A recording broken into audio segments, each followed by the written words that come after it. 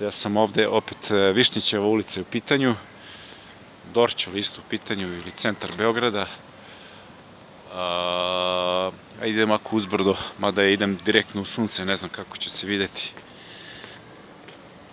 Ima ovde dosta lokala simpatičnih. Ne znam šta bi presnimio, stvarno je.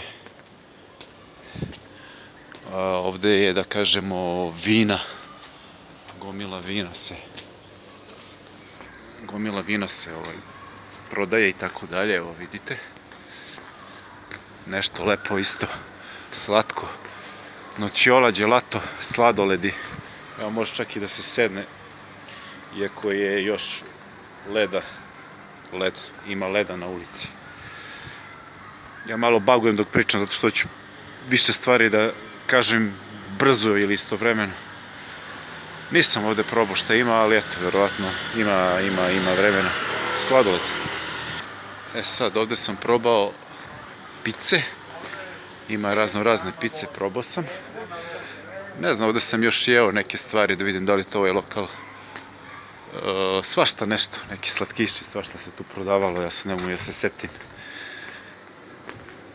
Slatkiši na 1000 načina, ne znam nija, ne mogu, krofne neke sa sladoledom, ma lupam, ne znam nija, stvarno, svega i svačega je bilo.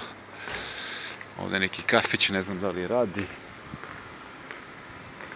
Aj skrenut ćemo, ne znam nija, ma jok idem je uzbrdo, brate, mili, na suncu je toplije.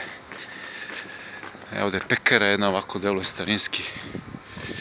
Kifle, štapići, ovo je berberska radnja. Britva, tako se zove.